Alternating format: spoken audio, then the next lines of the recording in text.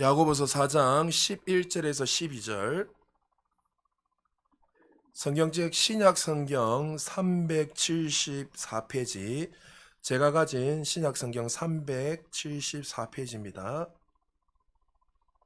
성경 있는 분들은 옆에 보시고 좀 모르시는 분들은 좀 찾아주시고 374페이지 야고보서 4장 11절 12절. 우리 두 절밖에 안 되니까 우리 한 목소리로 천천히 같이 읽겠습니다. 시작. 형제들아 서로 비방하지 말라. 형제를 비방하는 자나 형제를 판단하는 자는 곧 율법을 비방하고 율법을 판단하는 것이라. 내가 만일 율법을 판단하면 율법의 준행자가 아니요 재판관이로다.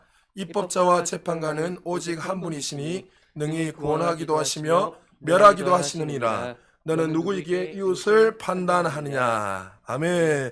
우리 앞뒤 양옆으로 인사하겠습니다. 주의 이름으로 사랑합니다. 당신은 복의 근원입니다. 우리 한번 서로 인사하겠습니다. 참 우리 청년들 중에 우리 교회 간호사가 여러 명 되니까 아침에 나이트 뛰고 이렇게 잠자지 않고 온다는 게 참 은혜인 것 같습니다. 할렐루야. 여러분들 늘 서로 청년들 또 주변에 많이 격려해 주시고 또 우리 주일학교 아이들도 예배 가운데 늘 하나님을 더 깊이 만나고 전진하는 우리 모두 되시길 좀 축복합니다. 오늘은 또 거듭난 자들의 삶에서 비방하지 말라. 새 피조물 계시하네 우리가 누구인지 알고 또 우리가 변화된 자들의 삶이 어떻게 살아야 되는가에 대해서 계속 이렇게 한 주는 이렇게 전했다, 한 주는 저렇게 전했다 이렇게 하고 있습니다. 그래서 여러분들 거듭난 자들의 삶, 우리가 예수님을 말미암아 우리가 성령의 은혜를 받고 거듭났다면 거듭난 자녀답게 이제는 세상의 방식으로 살아가는 것이 아니라 하나님이 주신 그 은혜로 우리 날마다 누리며 승리해야 됩니다.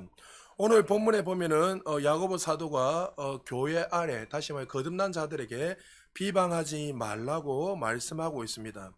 정말 창세기부터 계시록까지 계속 읽어오면 성경에서 일관적으로 우리에게 계속 거듭난 자들에게 강조하는 게 하나 있다면 너희들은 비방하지 말라, 비판하지 말라고 끊임없이 강조하고 또 강조하고 계속 강조하지만 우리는 그토록 이 하나님의 진리의 말씀을 잘 지키지 않고 상대를 향해서 비방하고 헌담하고 또 비판할 때가 많이 있습니다. 예수님도 마태복음 7장 1절에서 2절에서 이렇게 심각하게 이 비판에 대해서 말씀하고 있습니다. 우리 같이 한번 읽어볼까요? 시작. 비판을 받지 아니하려거든 비판하지 말라.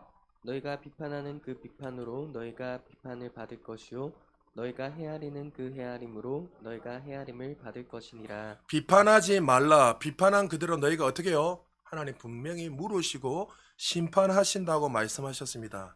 이렇게 무서운 말씀을 하셨지만 거듭난 우리들은 여전히 이 진리의 말씀을 무시하고 남을 헌담하기 좋아하고 비판하기를 좋아합니다. 인터넷상에 보면 요즘은 특별히 인신공격과 허위된 사실 유포로 말미암아 많은 사람들이 고통을 받고 상처를 받을 때가 많이 있습니다. 때로는 유명인들 가운데 이 일로 인해서 우울증 약을 먹게 되고 공황장애가 오고 또 심지어는 자살로 목숨을 잃을 때가 많이 있는 것을 우리가 보게 됩니다. 여러분들이 영화를 보신지는 모르겠지만 영화에 찌라시 위험한 소문이라는 이 영화가 있는데 또 굳이 또 보지 마시고 안 봐도 되니까 이 내용에 보면 무명의 이 여배우를 키우기 위해서 매니저가 목숨을 걸고 하여튼 아침부터 저녁까지 불철주야로 이 한 무명의 배우를 유명인으로 만들기 위해서 열심히 뛰어다닙니다. 이제 드디어 어느 정도 인지도가 높아지고 완전 유명한 연예인으로서 반열의 영화배우로서 반열에 오르게 될 때에 그 스캔들이 퍼집니다. 그러면서 이 여자에 대해서 이 여보에 대해서 이 찌라시가 하나 돌기 시작하는데 그 일로 인해서 이 여자는 그 영화에 보면은 목숨을 이렇게 자살하며 죽게 되고 또 이 누가 유포했는가 그것을 찾기 위해서 매니저가 끊임없이 달려가는 내용이 바로 금방 제가 말했던 그 영화의 한 내용입니다. 악플과 잘못된 소문으로 말미암아 정말 사람의 생명까지도 빼앗는 시대에 우리가 살아가고 있습니다. 누구를 비방한다는 것은 이만큼 그 사람을 살릴 수도 있고 죽일 수도 있지만 끊임없이 성경에서는 비판하지 마라, 비방하지 마라, 거듭난 자들에 대해서 끊임없이 이야기하고 있고 강조하고 있고 계속 지나칠 정도로 강조하지만 우리는 은연중에 남을 비판하고 비방하는 것이 너무나 자연스러울 때가 많이 있습니다. 20대에서 40대 대상으로 설문조사를 했습니다. 나는 하루에 어느 정도 남을 뒷담화하고 비판하고 헌담하고 있는가 조사를 해보니까 34%가 하루에 30분 정도 남에 대해서 비판하고 뒷담화하고 있다는 거죠. 그리고 26%가 하루에 1시간 이상 남을 비판하고 또 비방하고 헌담하고 있다는 거예요. 그리고 18%가 최소 1시간 반 이상에서 2시간 이상 남을 비판하고 헌담하고 그러니까 힐난하고 있다는 거죠. 그러니까 20대에서 40대 조사를 한 거 80% 이상이 다 뭐 한다고요? 뒷담화하고 있다는 거예요. 비판하고 욕을 하고. 그래서 많은 사람들이 내가 하는 비방을 상대방이 모를 것으로 생각합니다. 그러나 시간이 지나면 지날수록 다 돌아서 그 사람이 말했던 것이 알려지던가요, 안 알려지던가요? 다 자기에게 다 들어와요. 희한할 정도로. 그래서 옛날에 우리 어르신들이 속담을 뭐 했습니까? 낱말은 누가 듣고요? 새가 듣고 반말은 예. 그러니까 이것이 그냥 나오는 말이 아니라 이 말 한마디가 그냥 돌아서 사방팔방을 퍼뜨리고 엉망진창을 만들어버리고 반드시 자신에게 돌아온다는 거예요. 지나가다가도 그냥 한마디 툭 던진 것이 그냥 던졌는데 그것이 어떤 사람이 죽일 수도 있고 상처를 받을 수도 있고 나중에는 본인에게까지도 이렇게 돌아오게 되는 그런 일들이 일어난다는 거죠. 악의적인 말은 한 사람에게 실수 없는 지울 수 없는 상처를 남기기도 하고 결국에는 이렇게 해서는 안 되지만 그 말 한마디 비판 때문에 그 사람이 자살로 생애를 마무리하는 그런 일들이 있고 또 교회 안에서도 그 말 한마디 때문에 정말 이 마치 구원이 탈락된 영혼이 주님을 떠나는 그런 일들이 일어날 때도 많이 있다는 거죠. 야고보 사도가 지금 이야기 계속하는 거예요. 교회 밖에 있는 사람한테 이야기하는 것이 아니라 교회 안에 있는 사람. 여러분 야고보 사도가 신앙생활을 할 때는 어떤 시대였습니까? 예수를 믿으면 감옥에 갇혀 죽어요. 사자밥이 되고 하형이 되는 이 시대에 똘똘 뭉쳐서 사랑으로서 서로 격려하고 위로해야 될 그 사람들이 정말 예수님의 그 보혈의 피로 구원을 받은 그 사람들이 오히려 어떻게 해요? 교회밖에 아니라 교회 안에서 하나가 되도 말까 하는데 오히려 비판하고 비방하고 욕을 함으로 말미암아 사람을 무너지게 하고 죽이는 일들이 일어나더란 거죠. 왜 자꾸만 이런 일을 하지 말할까요? 사실 이 일은 마귀가 하는 일이기 때문입니다.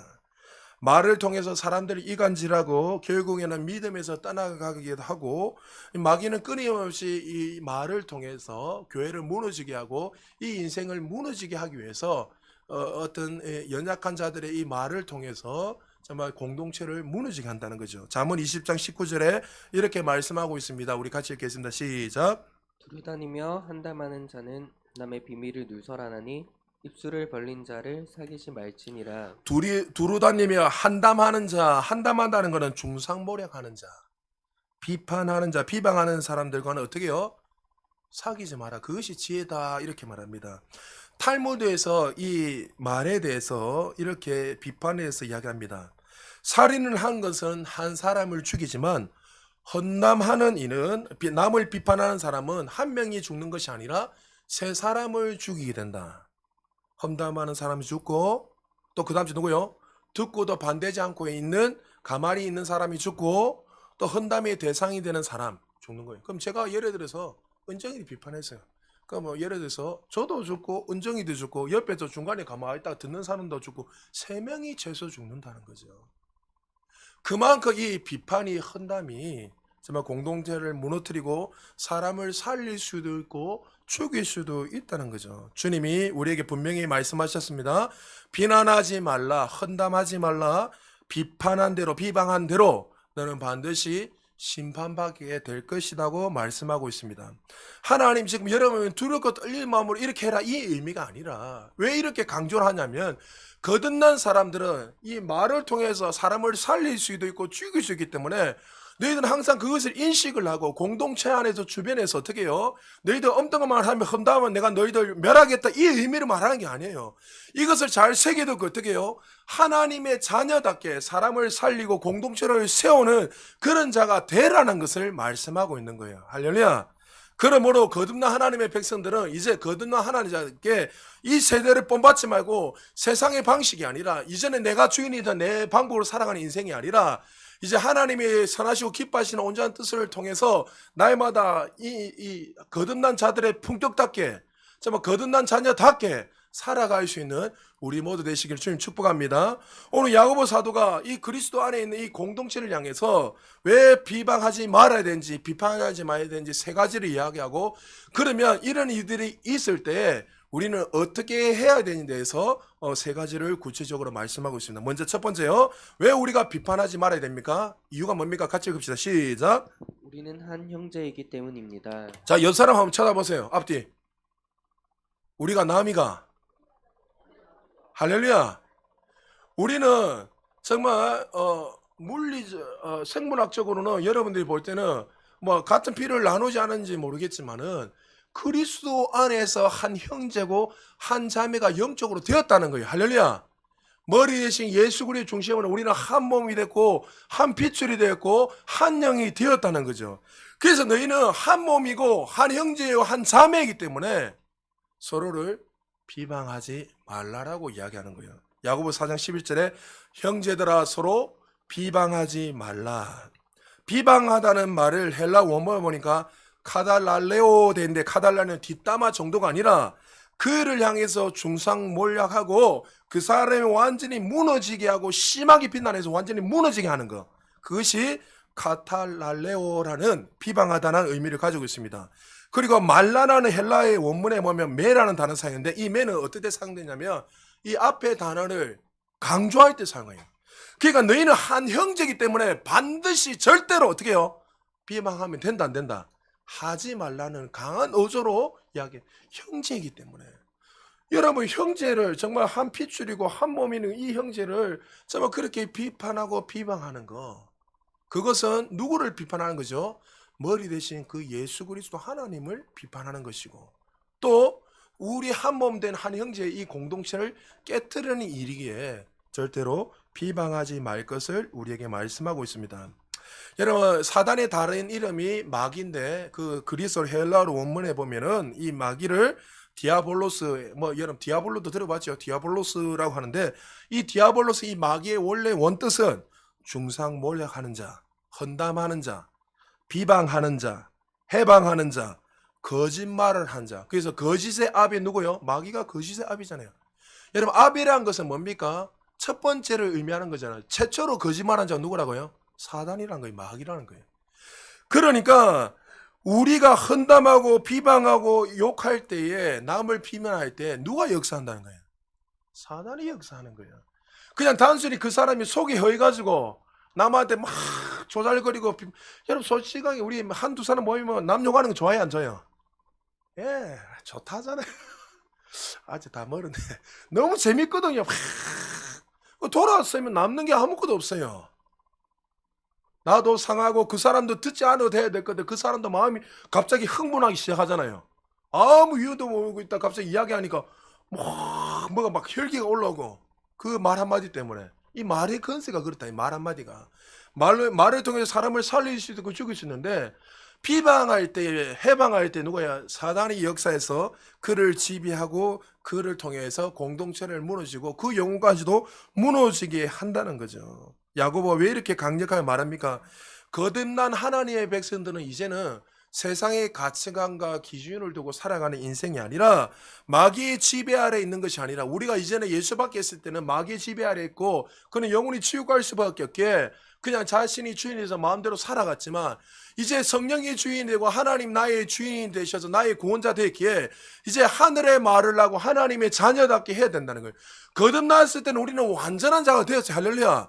그러나 그 완전함에 이 영이 아직도 이 육신을 지배를 해야 되는데 어떻게 해요? 우리가 부족하기 때문에 여전히 그것을 하지 못하고 있다는 거예요. 그래서 말씀을 통해서 계속 바꾸는 거예요. 저도 거듭났을 때 중학교 때 주님이 인격적으로, 저는 모태신앙이잖아요. 모태신앙이지만 중학교 때 주님을 인격적으로 만났어요. 만났을 때 사람마다 다 틀리지만 제일 먼저 저한테 삶 속에 나타난 것이 하나 있다면, 여러 가지지만 그 중에 하나가 뭐냐면 언어의 변화였습니다. 제가 무슨 욕을 많이 했겠습니까? 욕을 제일 심한 욕이 연자 들어가는 거, 그거 한두 번 했어요. 그것도 저한테는 막 말하면은 정말 한 개씩 아니라 양심에 끄리낌이 있어가지고 그걸 어떻게 하나 그 정도였지 욕을 해본 적 많이 없었어요. 그런데 성령이 나의 주인이 되고 나의 구원자가 되니까 이건 제 개인적인 체험입니다. 여러분 들으셨잖아요. 일주일 넘게 욕이 안 나오는 거예요. 이야 하는데 이게 말이 안 나와요. 말이. 이 너무 신기해가지고 그거를 보면서 계속 내가 입을 욕을 해보려고 안 나오는 거예요. 이게 제 개인적인 체험이었어요. 아, 그러면서 나중에 시간이 지나서 말씀 좀 깨닫는 거냐. 아, 하나님의 자녀들은 이제 성령의 지배를 받고 말씀의 지배를 받기에 이제 내 마음대로 말을 하고 내 마음대로 인생을 이끌어가는 것이 아니라 하나님이 기뻐하시는 삶을 살아야 되는 것을 시간이 지나서 깨닫게 되었습니다. 여러분도 거듭나고 난 후에 이전에 평소에 했던 죄들, 평소에 했던 것들이 나도 모르게 하려면 불편해지잖아요. 그 하나님께서 주시는 마음이라는 거예요. 이전에 똑같이 그 일을 했는데 전혀 불편함이 없었는데 이제 내 안에 성령이 주인이 되시고 하나님이 나의 주인이 되시니까 그 일을 하니까 마음이 불편해지고 이전에는 해도 전혀 죄에 대한 끄리낌이 없었는데 그때 이제는 하면 마음이 불편해지는 이유가 뭐냐면 그 안에 누가 계시기 때문에요.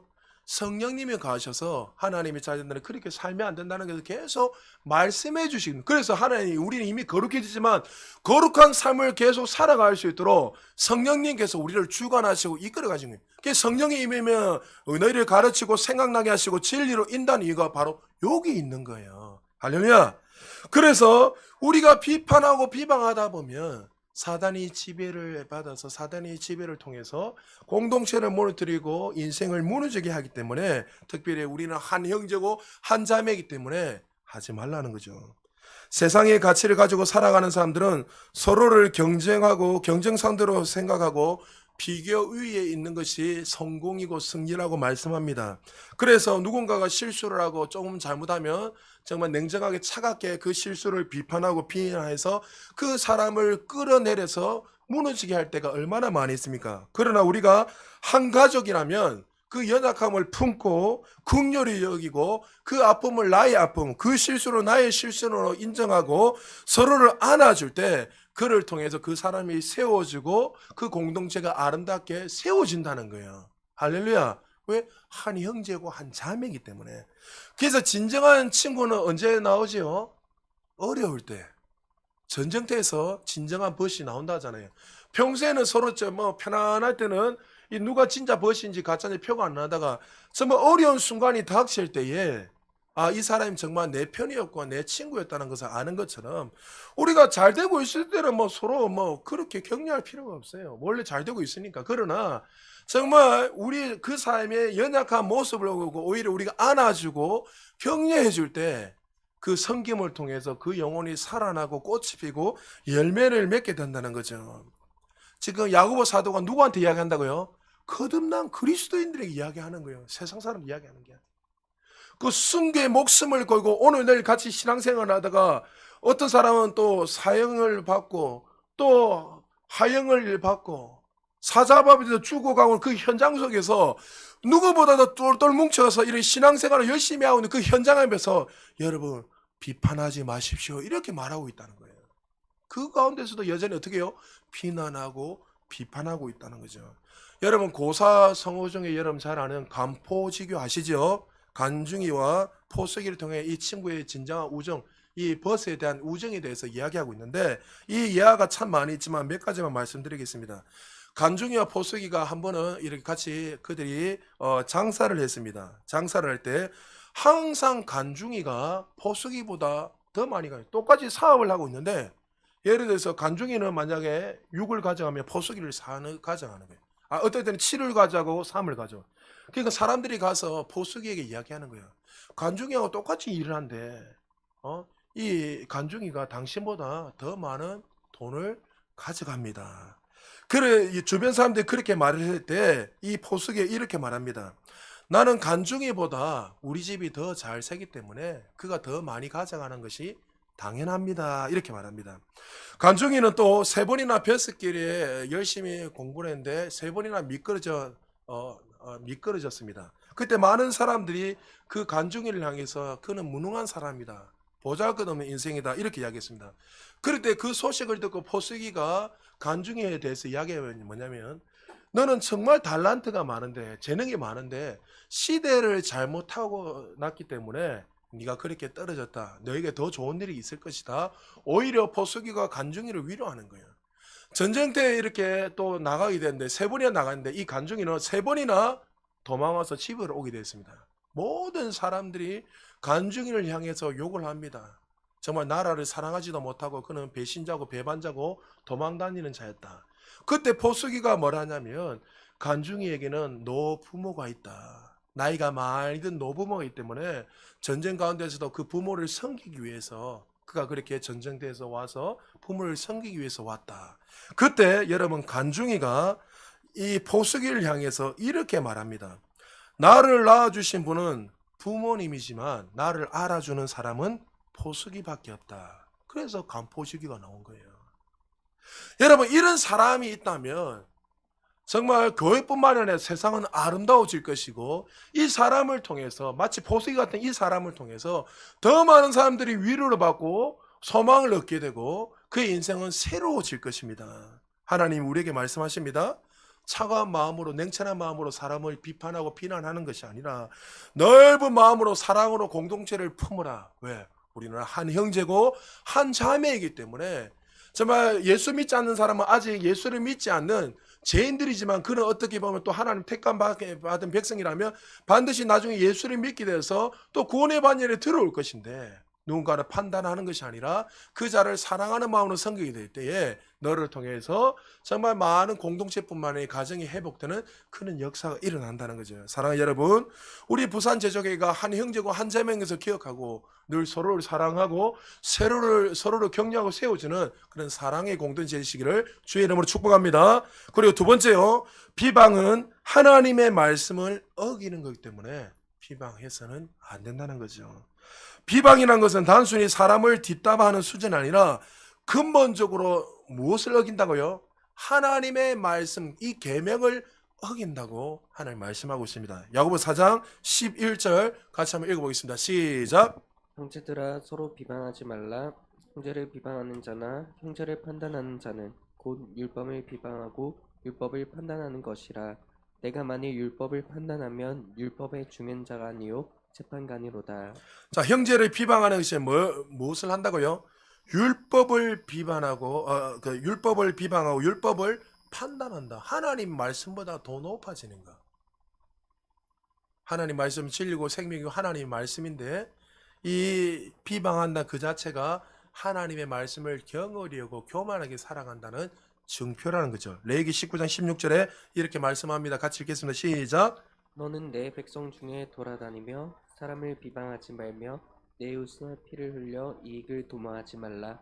나는 여호와이니라. 하나님 분명히 율법에 의하면 비방 절대로 하지 마라. 왜요? 그것을 통해서 공동체가 무너지고 하나님의 율법을 깨뜨리는 행위라고 끊임없이 강조하고 말씀하고 있습니다. 시편 기자도 시편 101편 5절 이렇게 말합니다. 자기 이웃을 은근히 흩뜨는 자를 내가 멸할 것이요 눈이 높고 마음이 교만한 자를 내가 용납하지 아니하리라. 결론은 뭐예요? 내가 주인이 되어서 내가 판단하고 내가 교만한 사람이 결론은 뭐예요? 남을 비판하고 비판한다. 왜요? 하나님의 말씀을 그 사람 무시하고 내가 주인이고 내가 최고라고 생각하기 때문에 하나님의 말씀을 경홀히 여기며 살아간다는 거죠. 잠언 10장 18절에 이렇게 말씀하고 있습니다. 우리 같이 한번 읽어볼까요? 시작.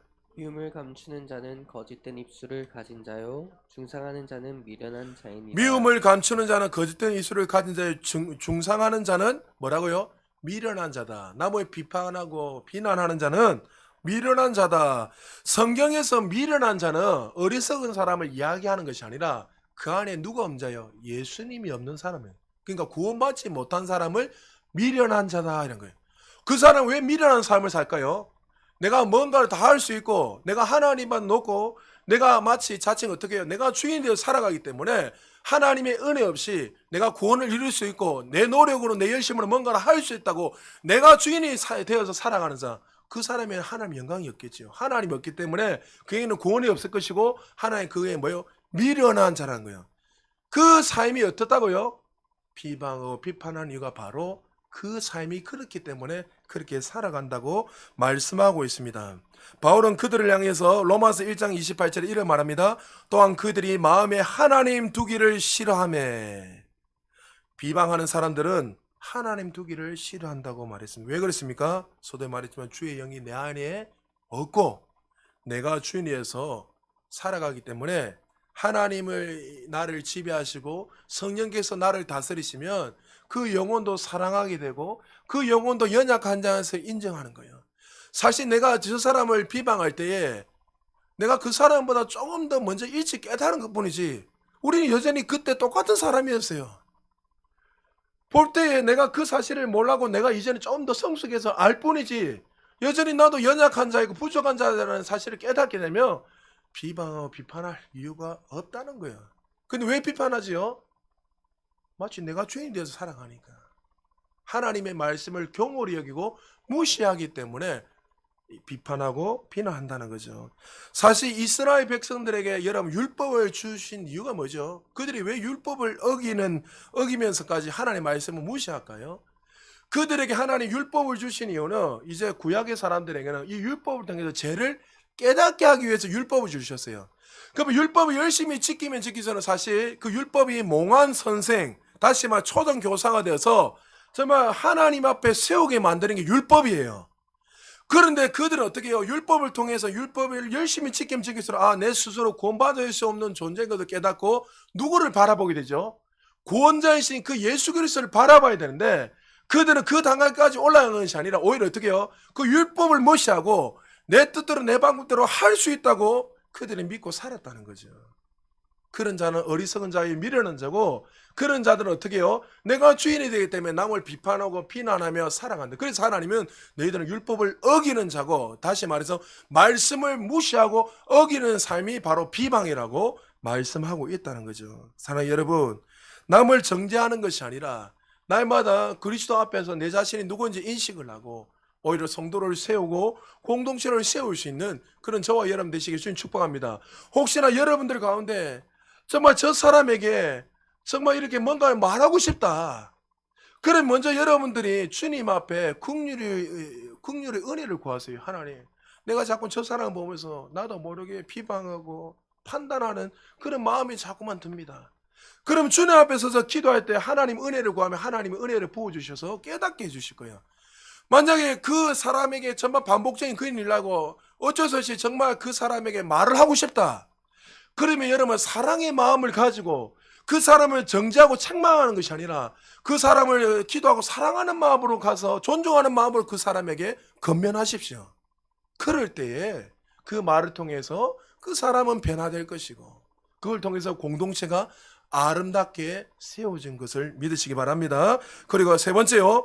비방은 하나님을 대신하는 일이기 때문에 비방해서는 안 된다는 거죠.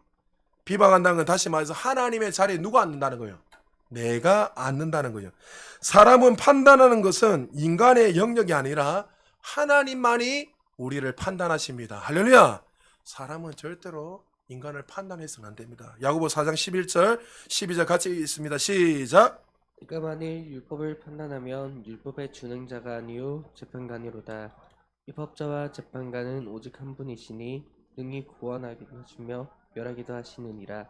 너는 누구에게 이것을 판단하느냐? 자, 판단이라는 이 단어 헬라 원문에 보면 크리노 있는데 이 뜻은 한 사람을 단순히 평가하는 정도가 아니라 한 사람을 헌담해서 끌어내리고 무너뜨리는 것이 바로 크리노, 판단한다, 비판한다 그 이야기 하는 거예요. 성경에서 남을 판단하는 일은 누구만 할 수 있죠? 하나님만이 우리의 재판관이고 판단하시는 분입니다. 사사기를 영어에 보면 뭐라 했습니까? 저지라고 되어 있죠. 저지가 뭡니까? 재판관. 그러니까 사사기는 말 그대로 뭐예요? 하나님이 재판관인데 하나님이 사사를 세우셔서 하나님을 대신해서 그 일들을 감당할 수 있도록 세워준 것 뿐이지 사사들도 마음대로 이 사람 이래 저래 판단한 게 아니에요. 판단하시는 분 누굽니까? 하나님밖에 없다니. 하나님이 이렇게 하면 이렇게 하고 저렇게 하면 저렇게 하는 그 대리자로 서 있는 거지 우리는 친히 누군가를 판단할 수 있는 자가 아니에요. 왜요? 우리는 예수밖에 있을 때 죄인이었고 영원히 죽을 수밖에 없는 자들이었단 말이죠.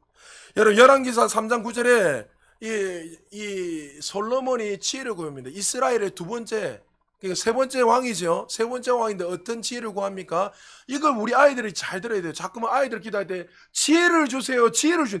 근데 이 지혜가 무슨 지혜라는 거예요? 자꾸 지혜를 하면 자꾸 세상에서 1등하는 지혜라는데 성경에서 한 번도 그렇게 말한 적이 없어요. 3장 9절에 뭐라는지 한번 읽어볼까요? 시작.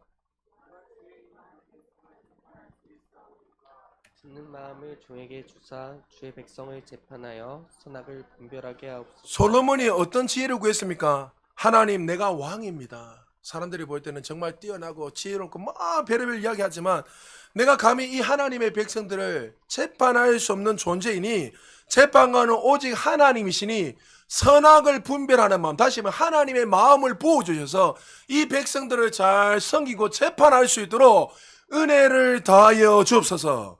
솔로몬은 그 기도를 했어요. 하나님의 마음을 잘 들을 수 있도록. 이게 지혜예요. 할렐루야. 재판하시는 분은 하나님이시지 우리가 아니란 거죠.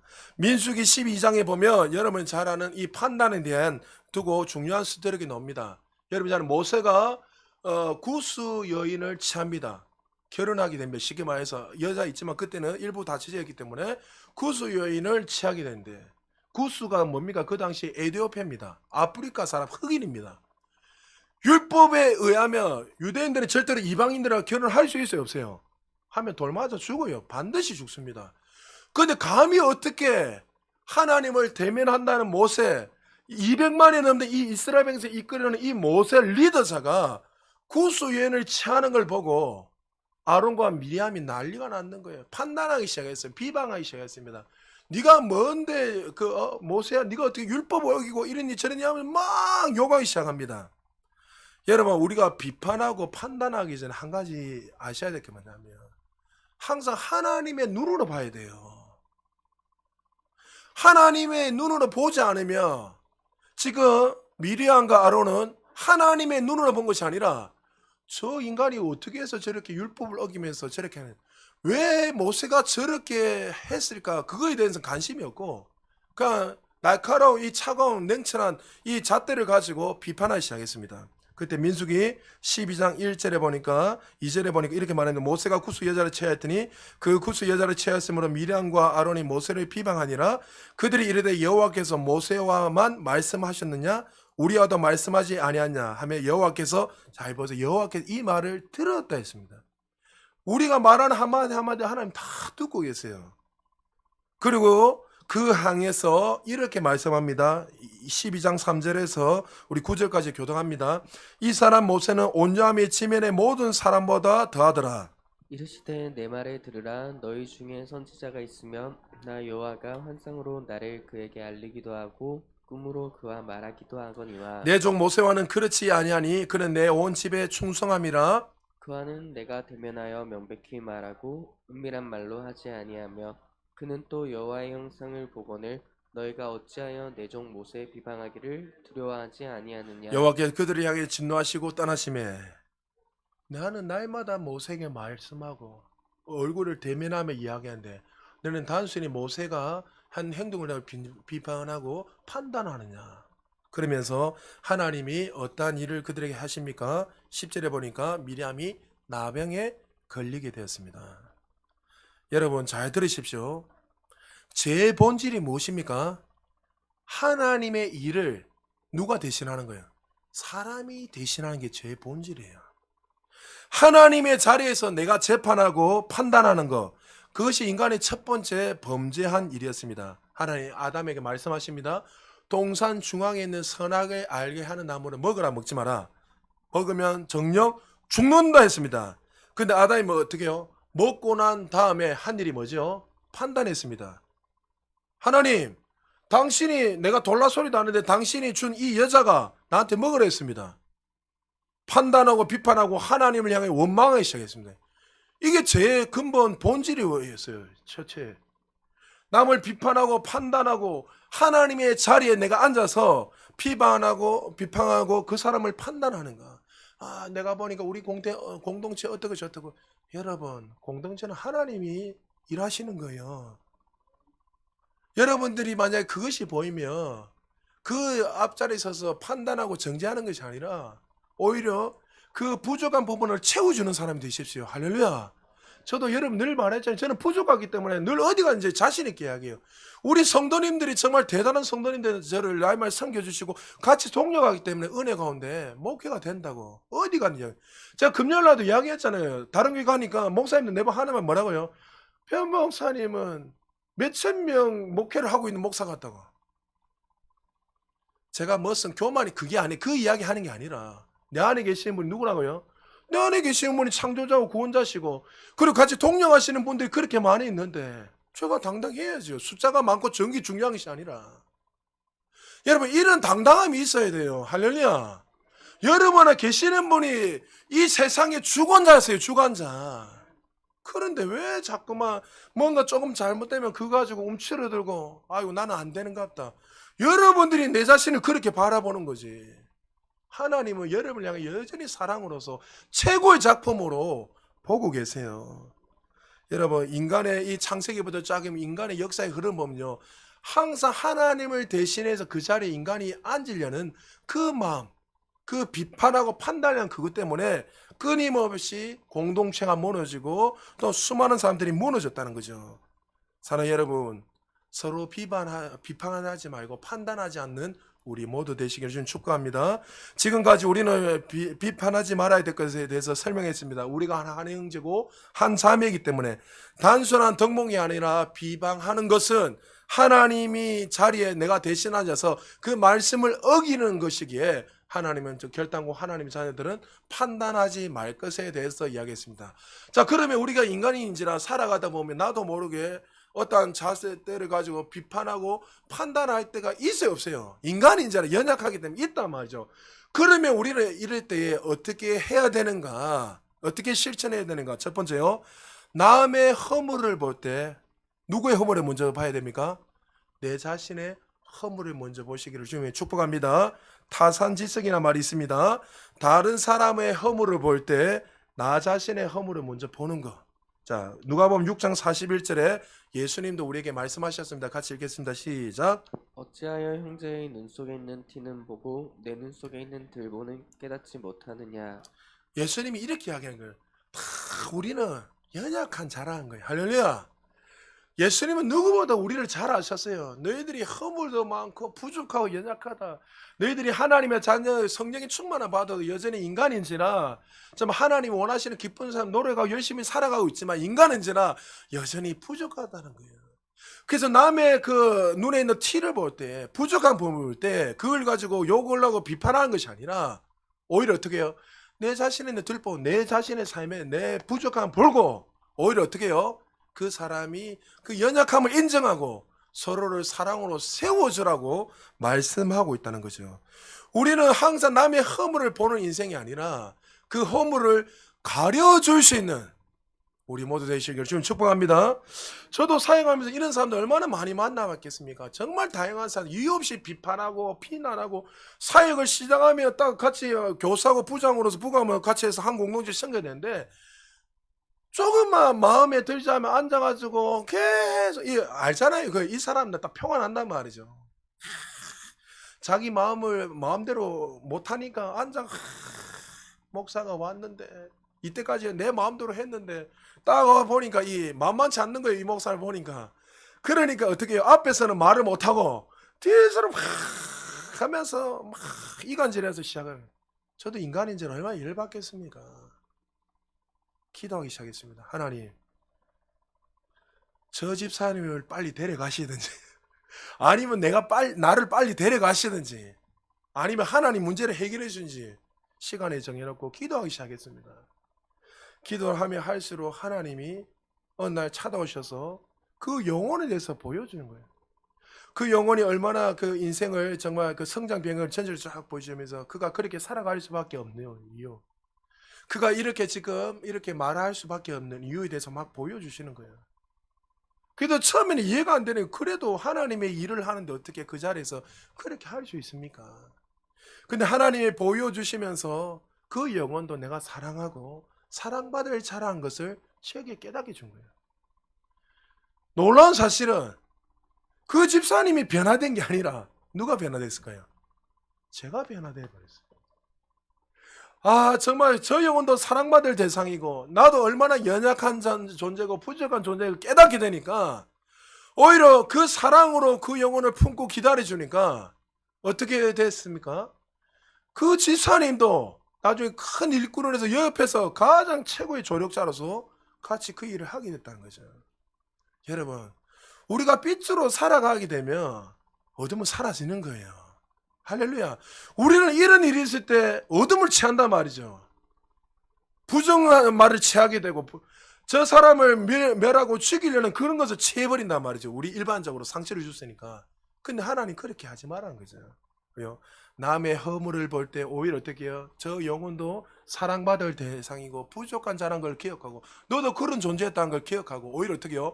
사랑으로서 안아주고 섬기게 되면 그를 통해서 오히려 어떻게 해요? 그 영혼이 변화되고 정말 나로 말미암아 부족한 뿐만 아니라 그 공동체가 아름답게 세워진다는 것을 주님이 우리에게 말씀하고 있는 거예요. 여러분 혹시나 여러분 가운데 부족한 부분이 주변에서 하면 보인다면 그 허물을 가려줄 수 있는 그런 자들 되시기를 주님 축복합니다. 그리고 두 번째요. 비판한 잣대로 비판받는 것을 기억해라는 거예요. 하나님 뭐라고요? 네가 비판한 대로 반드시 내가 심판한다는 것을 하나님 우리에게 말씀하고 있습니다. 마태복음 7장 1절에서 2절에 보니까 너희가 비판하는 그 비판으로 너희가 비판을 받을 것이라. 하나님 분명히 비판한 대로 내가 너희를 비판하겠다고 말씀하셨습니다. 로마서 2장 1절에서 2절에서도 이렇게 말씀합니다. 바울이 같이 한번 읽어볼까요? 시작. 그러므로 남을 판단하는 사람아 누구를 막론하고 내가 핑계하지 못할 것은 남을 판단하는 것으로 내가 너를 정죄함이니 판단하는 내가 같은 일을 행함이니라.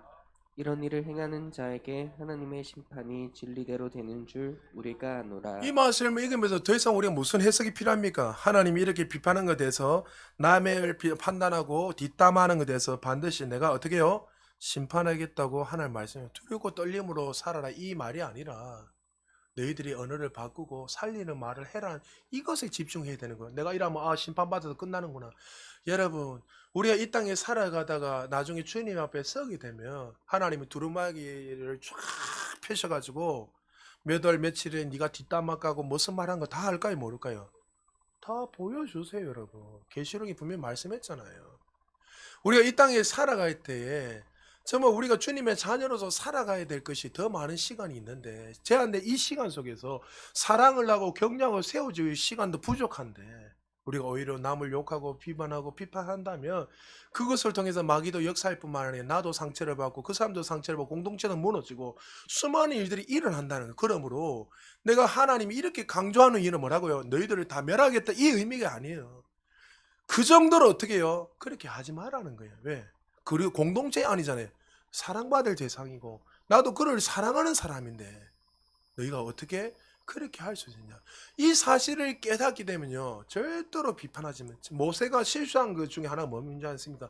여러분 모세가 왜 여러분 가나안 땅에 못 들어갔습니까? 여러 가지 이유 있습니다. 그러나 그 중에 율법의 대표이기 때문에 여러 가지 있지만 여러분 저는 이렇게 생각합니다. 이 해석도 맞다고 생각해요.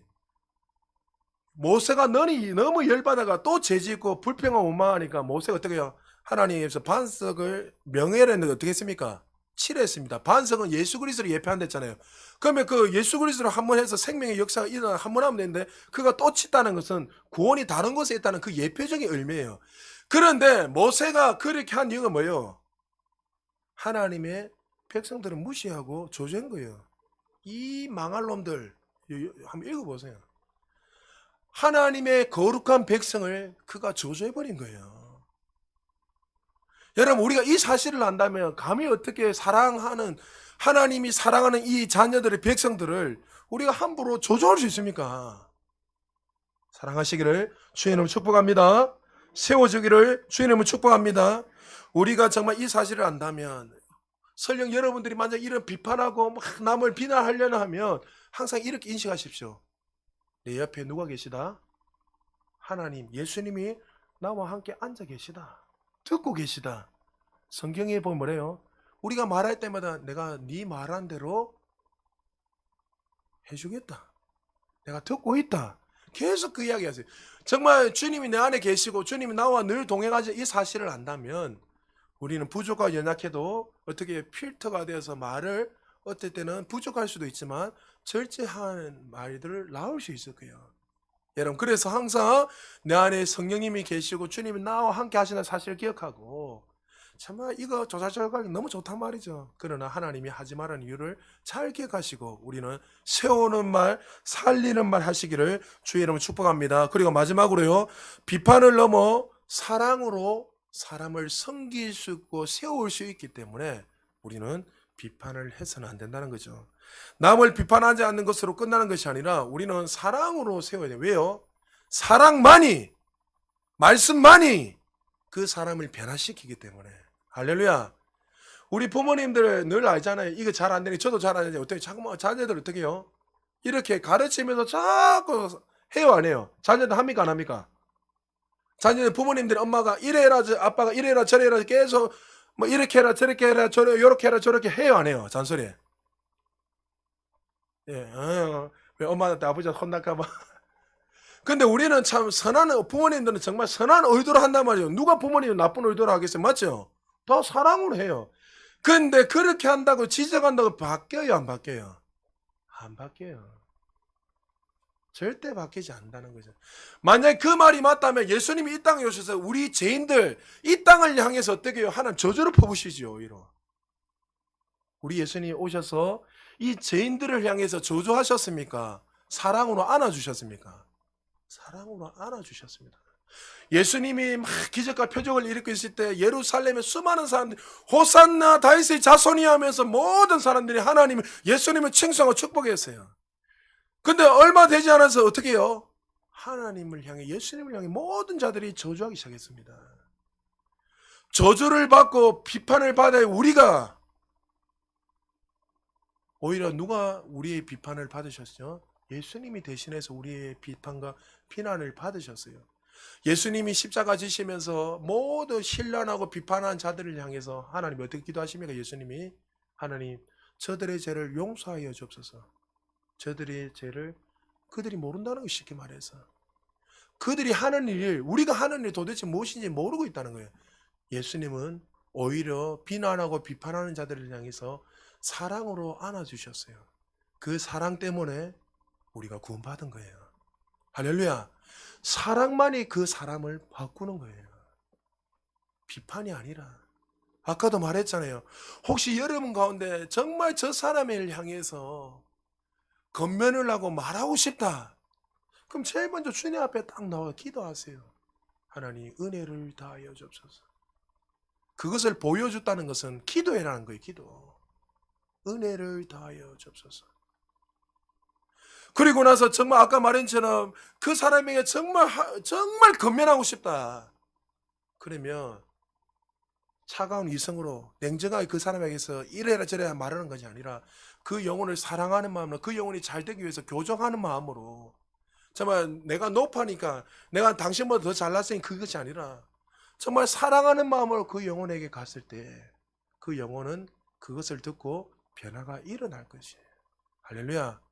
어저께도 도훈이하고 이런저런 원래 오늘 도훈이가 충청도에서 오기로 했는데 다음 주에 온다 했는데 이런저런 이야기를 하다가 자기가 한 달 동안 좀 보니까 시원찮게 신앙생활을 좀 한 것 같아요. 근데 도훈이가 신앙생활 시원찮게 하면 저하고 만나고 나면 그 안에서 뭐가 드러나고 자꾸 막 구역질이 나고 막 이렇게 하니까 자기가 괜히 찝찝하니까 저 앞에 안 올라는. 근데 대화를 하다 전화를 1시간 넘게 통화하다가 하나님이 막 그렇게 하신다는 걸 저한테 알게 해주셨어요 그냥. 그래서 내가 도훈이 보고 대놓고 이야기 도훈아 니하고 나하고 그 정도 사이밖에 안 되나. 니는 지금 나를 너희 자꾸 정죄를 하고 너를 멸하는 것처럼 너는 그렇게 나를 보고 있느냐. 내가 만약에 그런 대상으로 너를 대했다면 내가 5년 동안 뭐 하려고 나한테 돈이 노나 뭐 떡이 노나 아무것도 안 돼 뭐 하려고 내가 니를 날마다 섬기고 너에게 날마다 전화해서 내가 말씀을 가르치고 있느냐. 네가 만약에 그런 대상으로 알았다면 나는 이제 더 이상 네 만날 이유가 없다. 교회 오지 마라. 더 올 이유가 없다. 여러분 혹시 우리가 그런 생각을 가지고 보고 있다면 문제가 있는 거잖아요. 그건 사실 돈이 연약함을 하고 사단이 그렇게 해서 그 은혜의 자리에 못 오게 하는 거예요. 그래서 제가 돈이 보고 자유해라 자유. 나는 볼 수도 없고 하나님 보여주시는 것들은 혹시나 대화를 하다 보여주시는 건 내가 보고 싶어 보는 게 아니라 너를 교정하고 수정하기 위해서 하나님이 보여주시는 거지 내가 그걸 가지고 너를 정죄하고 너를 책망하기 위해서 보여주는 거 아니라고. 나는 보고 싶은 마음도 없고 하나님이 너를 그렇게 세우기 위해서 사랑하기 위해서 하는 것이 절대 그런 게 없다. 그러니까 도훈이가 목사님 이제 무슨 말인지 알겠다고. 다음 주에 바로 내려가겠다고. 여러분 우리가 이렇게 섬겨야 돼요. 남을 비판하고 판단하고 내가 잘났으니까 내가 주인이 되었으니까 니보다 잘났으니까 그렇게 한다. 여러분 한 가지 예화만 드리고 마무리하겠습니다. 성 프란시스 수도사가 수도원에서 제자들과 함께 한 주간 금식을 시간을 가지게 됐습니다. 그 경건의 시간을 통해서 주님의 은혜를 더 갈망하고 자신의 그 삶에 앉아 경건한 삶을 살기 위해서 모든 제자들을 불러서 금식을 시작했습니다. 근데 이틀이 지나서 한 제자가 문을 두드리고 들어왔습니다. 선생님, 어떤 모 제자가 금식을 깨뜨리고 밥을 먹었습니다. 나불나불 거렸어요. 그 다음 날에 성 프란시스가 모든 제자들을 식당에 모아놨고 밥을 다 차려놨고 그 보는 앞에서 제일 먼저 밥을 먹습니다. 난리가 났습니다. 제자들이. 아니 지금 금식 기간인데 스승이 어떻게 이 법을 깨뜨리고 이렇게 밥을 먹... 여러분 그 당시 수도사들은 엄격했습니다. 우리는 금식하다 그냥 몰래 까서도 먹고 하잖아요. 그는 철두철미했단 말이죠. 그런데 그걸 통해서 성 프란시스가 뭘 하냐면 우리는 이 금식을 통해서 하나님 앞에 더 경건한 삶을 살기를 원했는데 한 사람은 이 금식을 깨뜨림을 말미암아 죄를 짓고 또 그 소식을 알고 또 나한테 와서 조잘조잘 거려서 그 사람은 죄를 짓고 또 공동체에 있는 사람들은 이미 모든 그 소문을 다 듣고 나서 서로 비난하고 비판했기 때문에 나는 이 금식도 중요하지만 한 영혼을 살리고 세우는 것이 더 중요하기 때문에 내가 금식을 하지 않고 밥을 먹노라. 할렐루야. 말씀은 아니지만 여러분 우리는 정말 신앙생활을 하면 나도 모르고 율법에 얽매여서 오히려 사랑이 더 강조돼야 되는데 불구하고 그걸 가지고 저 사람이 어떤 일 저쩐니 하면서 판단하고 정죄하고 비방하지는 않습니까? 정말 하나님이 원하시는 건 뭘까요? 그걸 가지고 하나님 대신에 서서 판단하고 비판하고 하는 것이 아니라 그 공동체가 나를 통해서 서로를 통해 연약함을 감수해주고 세워줌으로 말미암아 우리를 통해서 그리스도가 드러나고 하나님의 그 향기가 나타나기를 원하는 거예요. 말씀 마무리합니다. 사랑하는 여러분, 하나님 우리를 사랑하세요. 우리는 비난받고 비판받을 수밖에 없는 죄인들이었지만 예수님을 통해서 그 사랑을 알게 해주시고 오히려 우리는 이제 칭송받는 자들이 되었습니다. 우리가 예수 밖에 있을 때 어떠한 존재인 것을 항상 기억하고 연약하고 부족한 이 죄인들이었지만 주님의 그 구속의 은혜로 말미암아 우리는 온전한 자가 되고 완전한 자가 되었지만 우리는 연약하고 부족해서 아직도 그 온전한 삶을 살지 못한 걸 인식을 하고 우리가 이 공동체 안에서 서로를 비방하는 것이 아니라 비판하는 것이 아니라 서로를 세워주고 서로를 사랑하고 격려해 줌으로 말미암아 하나님 부르시는 그날까지 이 부산 제자교회가 누가 만나든 간에 누가 어떤 사람이 볼 때마다 이 교회는 정말 하나님의 그 사랑을 나타내는 교회다. 정말 이 부산 제자교회는 그냥 지나가기만 쳐다만 봐도 기뻐하는 교회라는 것을 많은 자들에게 흘러보내는 그리고 또 한 주 동안 살아가면서도 이제는 비판하고 비방하는 이 자세가 아니라 서로를 세워주고 격려하고 사랑으로 섬기는 하나님의 사람들 되시기를 주의 이름으로 축복합니다. 우리 말씀을 생각하시면서 한번 기도하겠습니다.